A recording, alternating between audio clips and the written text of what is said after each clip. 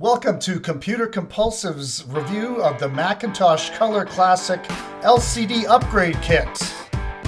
Let's get this open.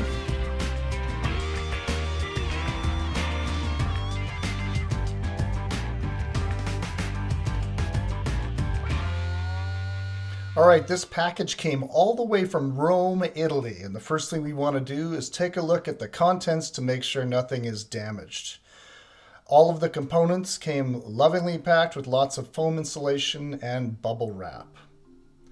None of our components were damaged, and this is the 3D printed power supply bracket that's going to attach to the analog board.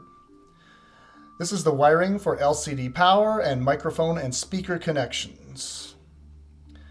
These are the 3D printed brackets for mounting the LCD. This is the front panel remote controls and wiring board for volume and LCD menus. Here we have the LCD monitor documentation. This is the LCD monitor bezel that connects with the brackets we just looked at. This is the Lexan cover for LCD. We'll peel the protective layer off later. Finally, this is our new analog board. Hooray!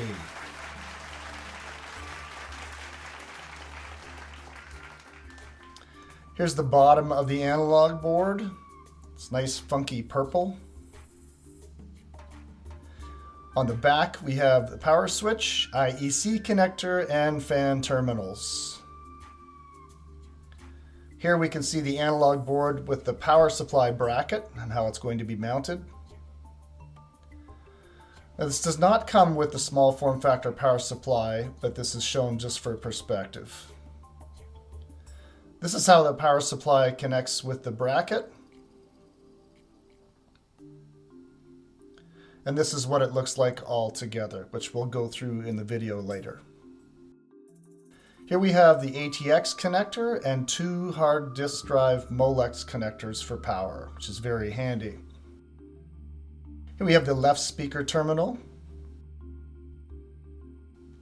There's another view of the rear fan terminals. And a nice feature here is the stereo mod to add the right speaker terminal as well. This is our LCD with the protective layer, so it didn't get scratched during shipping, which is fantastic. Here's the back of the LCD with the controls. We're going to put our own control board on here later.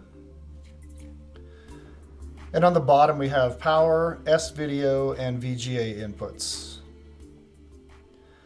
All right, you can see all of the components together here. We're going to assemble the LCD and get it prepped. So the first thing we're going to need to do is remove the back panel of the LCD. The reason for this is we need to connect the remote control board through the back panel. Before we remove the back panel, all these screws have got to come out. Make sure you keep track of which screws live where, and it's a great idea to use a magnetic tray or a small cup to keep them all in one place so you don't lose them. Once all the screws are removed, we'll be able to peel the back up. And be careful when you do this because there's a gentle ribbon cable inside. You don't want to damage the internal cable. You can see it there. You can also see the back panel. There's some notches that it sits into on the bottom there. So we're going to remove the connector that connects to the built-in controls right here. And we're going to connect the new remote board to this later. We're going to do it now just as a demonstration, but we will do it again once we run the cable through the back panel, which we're going to show you how to remove in just a second.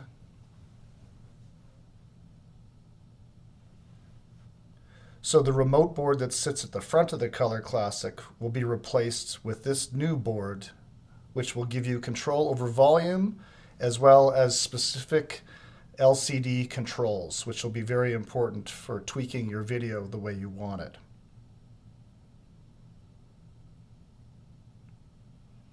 You can see here this little panel needs to come out, and so you can use your fingers to twist it and it will pop out. But you'll also want to take a file afterwards and grind down some of the little sharp pegs that are there. Otherwise, the existing cable for the new remote board will get damaged. Also, you will need to use a soldering iron to bridge one of these solder points. As you can see, bridge J1 for Color Classic or bridge J2 for a Tacky. Now, a Tacky is a PowerPC 5000 or 6000 logic board inserted into a Color Classic. Most people will be using a Color Classic factory, or they may be doing what's called a Mystic mod, which is the 575 board. Either way, this analog board is designed to work with factory, Mystic, and Tacky configurations. The last step in preparing the LCD is to run the new remote board cable through the panel that we just punched out. Remember to file the sharp edges so the cable doesn't get damaged. The plug is keyed, so there's only one way to plug it in correctly. Be careful when plugging it in to not bend any of the pins. Once this board is plugged in, then we're going to get this other cable, the old ribbon cable, out of the way.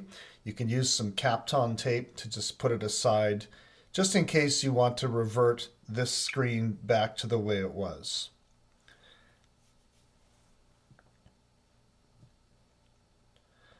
Now that the cable is plugged in, the Kapton tape is holding the old cable, we want to put the cover back on carefully. Line up the notches in the back and gently press down to replace the back cover.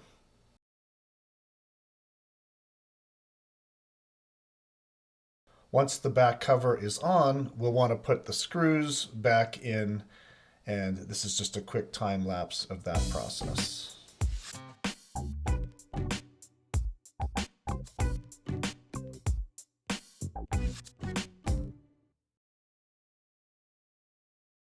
Great. Now our LCD panel is completely assembled and ready for installation. At this point, we're going to put this aside and we're going to focus on putting together the analog board. So the first thing we're going to do with the analog board is we're going to get the power supply 3D printed mount. In order to do this correctly, we need to put the screws on the bottom of the mount before we insert the small form factor power supply into this mount. As you can see, the small form factor power supply fits nicely into the 3D printed bracket. You can take the screws and screw the power supply into the bracket, and then it will be ready to install into the analog board.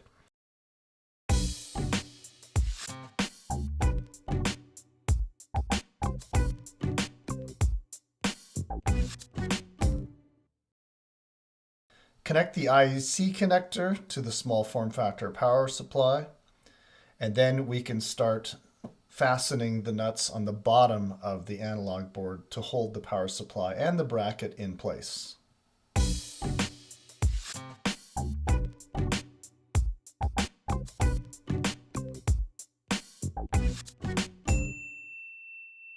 Great. Our power supply is now mounted securely to the analog board and isn't going anywhere. Next up is the microphone connector. The microphone connector is green and has 4 terminals, and the order of wiring will be white, yellow, black, and red. Once those 4 cables are terminated properly, we'll be able to plug the microphone in the Color Classic to this cable. The power cable for the LCD has power and ground, and there are terminals that need to be loosened, and then we'll tighten up those to make sure the cables aren't going anywhere.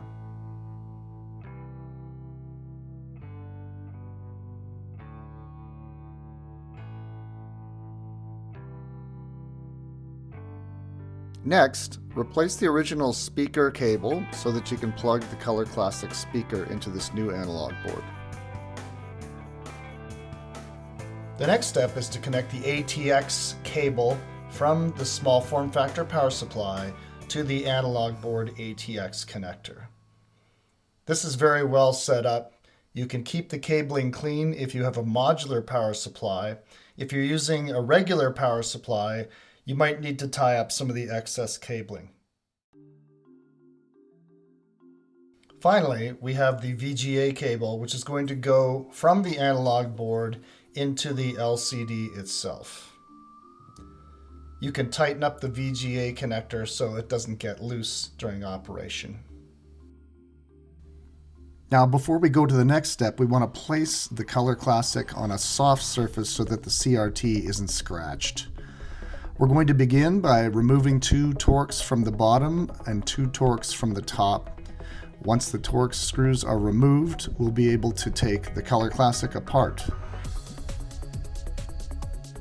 Then gently pull the plastic bucket off of the back.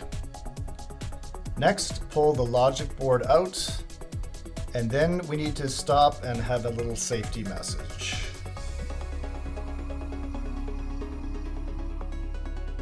If you are not aware of what you are doing, please stop immediately and find someone who is qualified to do this type of work.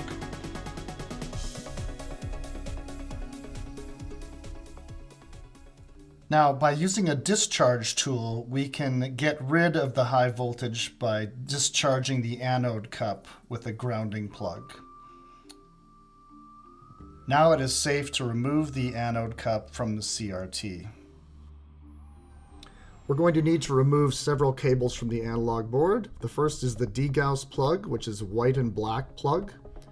Next is the anode cup itself. There are 2 tabs inside, gently pinched to remove.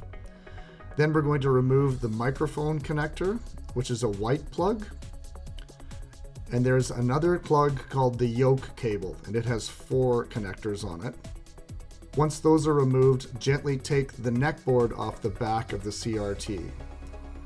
Now the analog board is free to come loose. Be careful removing, and we'll also remove the speaker cable on the way out.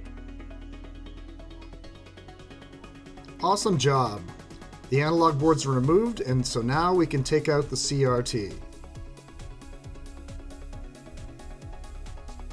There are 4 Torx screws for the CRT. Once they're removed, we'll gently take the CRT out.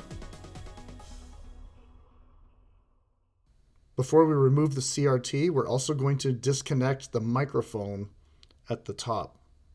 You may need to use some tweezers to pull out all the components of the microphone before it comes loose. Now that all of our cables have been removed from the analog board and the microphone has been disconnected, we can now safely remove the CRT. Place it someplace where it won't get damaged. The next step is to remove the chassis from the front bezel. In order to do this, we're going to loosen 4 tabs. Loosen the 2 tabs on the left side, gently pry up, and then we're going to flip the computer around and loosen the tabs on the right side. Be careful when loosening these tabs because they're going to be tighter from loosening the other ones. You can use a black stick, or in this case, we use tweezers to gently pry the plastic tabs open. Be very careful with these as they could be brittle and they could break easily.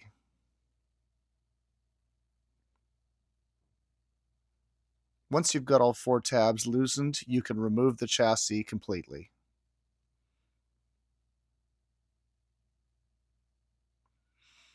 The next step is to remove the metal foil from the chassis. Be careful when doing this as there's a lot of tabs that could break if you bend them too often. We'll need to remove this foil so that we can swap out the front remote board, which is the next step. Simply unscrew the screws from the original remote board, unplug the remote board, and then replace it with the new remote board. It has the exact same connector, so it's really not that confusing. Once you've plugged the new board in, simply screw it back on so that it's secure.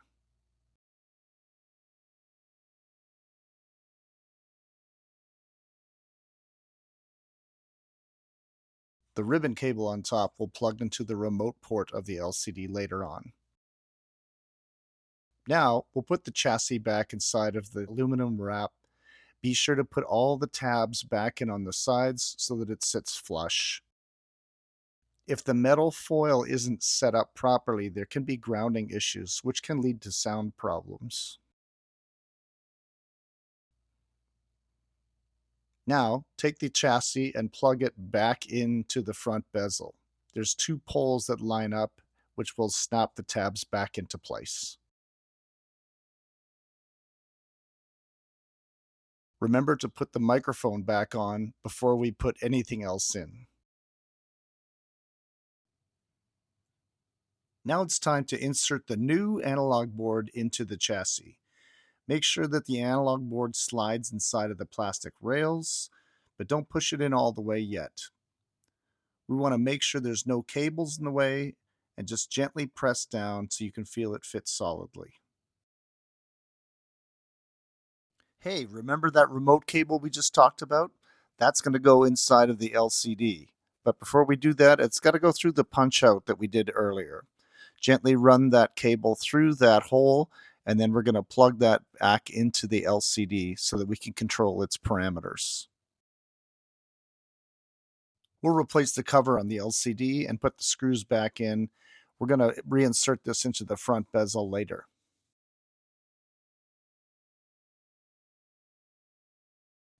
Our next step is to peel the protective layer away from the Lexan cover so that we can put that in front of the bezel. We also need to put the bracket behind it, and it's good to pay attention here that the tall tabs go on the bottom and the shorter tabs go on top.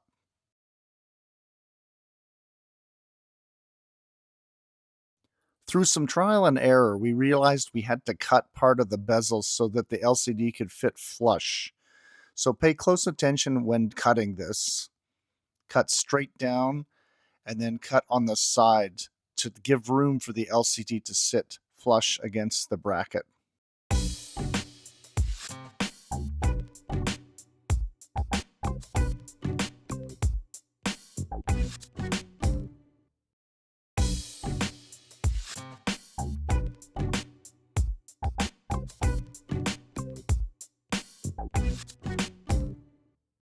Once these cuts are completed, you should have no trouble getting the LCD to sit flush against the bezel.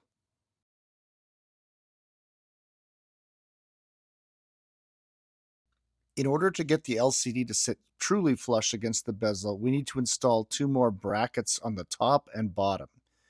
Use the screws with the middle screw hole to put the additional mounting bracket on the top and the bottom. When you have all 4 screws installed, the LCD should sit very nicely and tightly against the bracket, and there should be no gaps between the LCD display and the bezel. We needed to cut even a little bit more to make sure.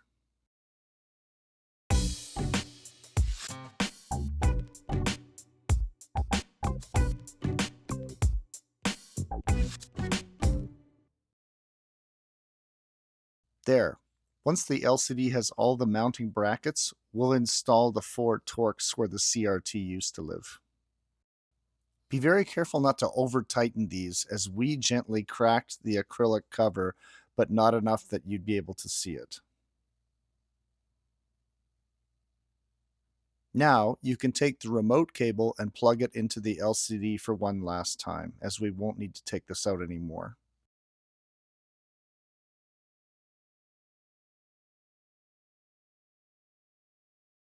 Also, we won't be putting the back cover on the LCD because there's not enough room to do so. Okay, so we'll have to unhook the ATX cables to get the VGA and power cables plugged in properly.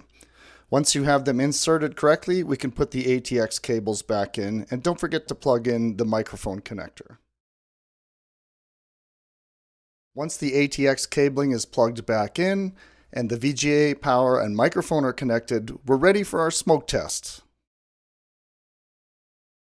Put the logic board back in, connect ADB, connect power to the IEC, and make sure the power switch on the small form factor power supply is turned on as well.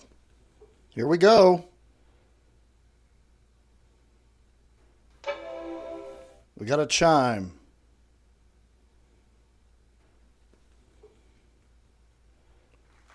And there it is. The LCD conversion kit is working.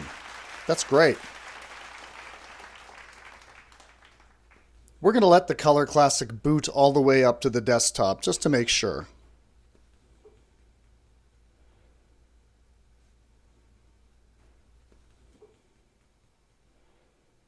Once we get the desktop in the Finder, we'll do some more experimenting, and we're going to check a floppy disk and a few other things.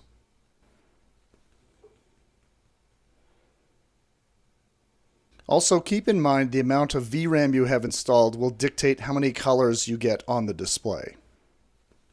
Let's put a floppy in to make sure that's working. Great, the floppy's mounted. The floppy opens up reliably. Make sure it ejects. Excellent. So far, so good. We've got sound, we've got video, floppy is working, and we're feeling pretty good about this. Now, we did another boot, and Keith noticed that there was some noise interference happening, so we decided to record it.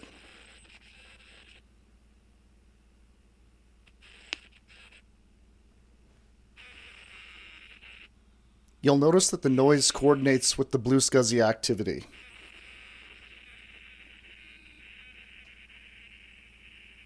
We're not entirely sure why this is happening, but we did put a ferrite ring to help avoid some of it. The creator has let us know that they've sourced new LCDs and they have an improved design with shielding and filtering to help avoid some of these issues. One of the things we wanted to try was the PowerPC upgrade card for the LC475 and 575. We were able to install the control panel and extensions to activate the 66 MHz 601, and we actually were able to boot to PowerPC mode. So the good news is the PowerPC card for the LC475 575 is in fact supported by this configuration. Because Keith and I both have Apple IIe cards, we wanted to test this configuration with that card. And we're pleased to announce that we were able to get the IIe card working with the LCD kit.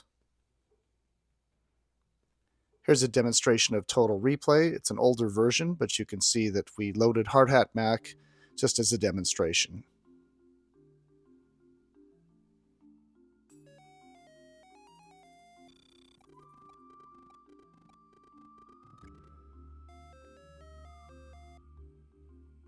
We did connect the floppy drive and the joystick, and they both worked properly.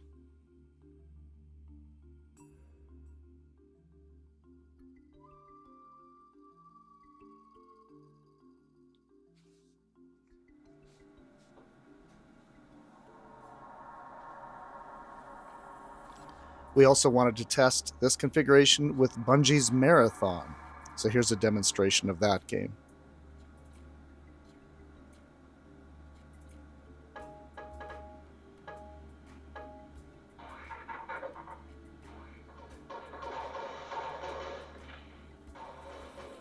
Because we're using the 575 Mystic configuration, the game runs quite smoothly.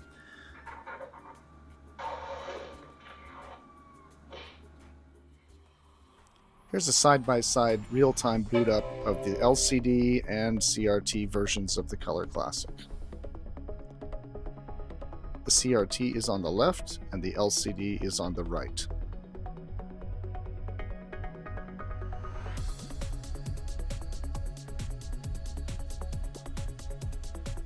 You'll notice that the LCD kit has a brighter green LED when the machine is powered on than the CRT version.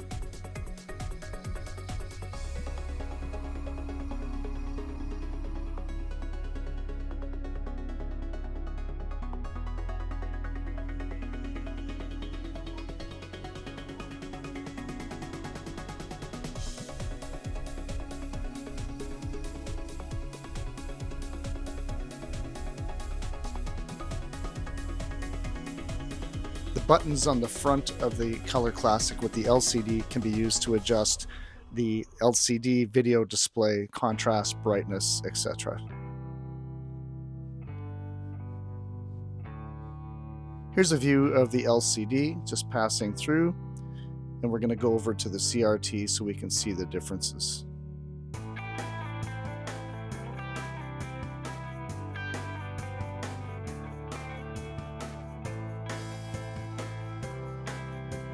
Here we can see the menu bar with the colored apple on the CRT display.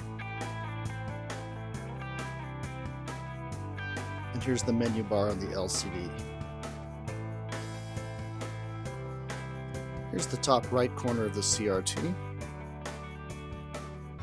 And here's the top right corner of the LCD.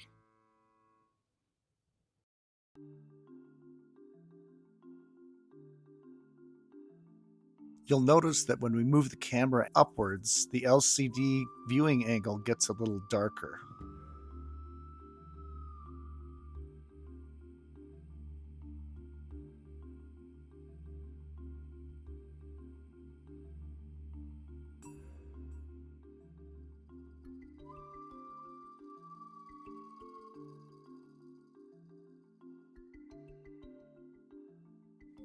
Finally, it's time to button this guy up with the Performer 275 badge.